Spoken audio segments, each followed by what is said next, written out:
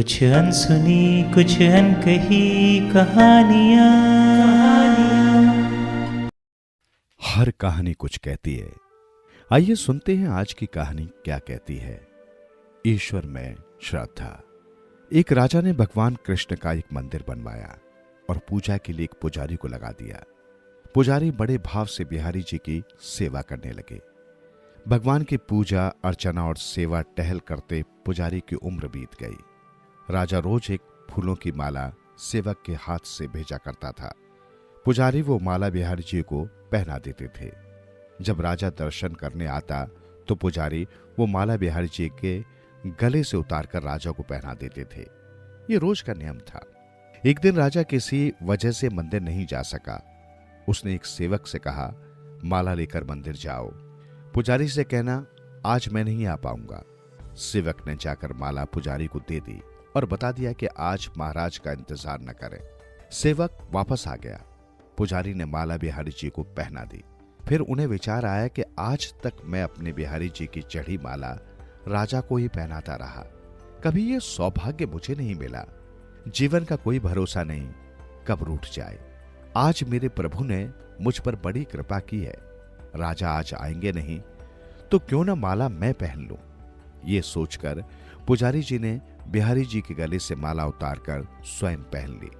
इतने में सेवक आया और उसने बताया कि राजा की सवारी बस मंदिर में पहुंचने ही वाली है। ये सुनकर पुजारी कांप गए।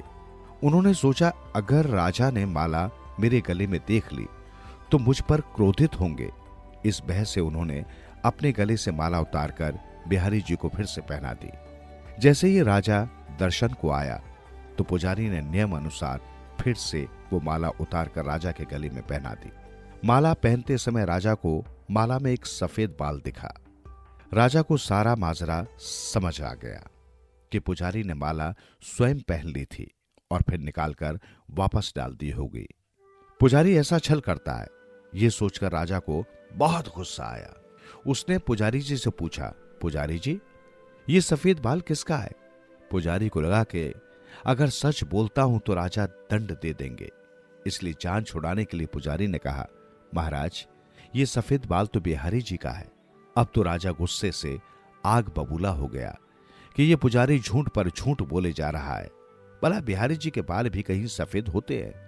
राजा ने कहा, पुजारी, अगर ये सफेद बाल बिहारी जी का है तो सुबह श्रृंगार के समय मैं आऊंगा और देखूंगा कि बिहारी जी के बाल सफेद हैं या काले। अगर बिहारी जी के बाल काले निकले तो आपको फांसी हो जाएगी। राजा हुक्म सुनाकर चला गया। अब पुजारी रोकर बिहारी जी से विनती करने लगे, प्रभु, मैं जानता हूं आपके सम्मुख मैंने झूठ बोलने का अपराध किया है। अपने गले में डाली माला पुनः आपको पहना दी। आपकी सेवा करते करते वृद्ध हो गया। ये लालसा ही रही कि कभी आपको चढ़ी माला पहनने का सौभाग्य मिले। इसी लोभ में ये सब अपराध हुआ। मेरे ठाकुर जी, पहली बार ये लोभ हुआ और ऐसी विपत्ति आ पड़ी है। मेरे नाथ, अब नहीं होगा ऐसा अपराध। अब आप ही बचाइए, नहीं तो कल सुबह मुझे फांसी पर चढ़ा दिया जाएगा। पुजारी सारे रात रोते रहे। सुबह होते ही राजा मंदिर में आ गया। उसने कहा कि आज प्रभु का श्रृंगार वो स्वयं करेंगे। इतना कहकर राजा ने जैसे ही मुकुट हटाया तो हैरान रह गया। बिहारी जी के सारे बाल सफेद थे। राजा को लगा पुजारी ने जान बचाने के लिए बिहारी जी के बाल रंग दिए होंगे। गुस्से से तमतमाते हुए उसने बाल की जांच करनी चाहिए, बाल असली हैं या नकली। ये समझने के लिए उसने जैसे ही बिहारी जी के बाल तोड़े, बिहारी जी के सिर से खून की धार बहने लगी। राजा ने प्रभु के चरण पकड़ लिए और क्षमा मांगने लगा। बिहारी जी की मूर्ति से आवाज आई, राजा, तुमने आज तक मुझे केवल मूर्ति ही समझा, इसलिए आज से मैं तुम्हारे लिए मूर्ति ही हूं। पुजारी जी मुझे साक्षात भगवान समझते हैं। उनकी श्रद्धा की लाज रखने के लिए आज मुझे अपने बाल सफेद करने पड़े व रक्त की धार भी बहानी पड़ी, तुझे समझाने के लिए।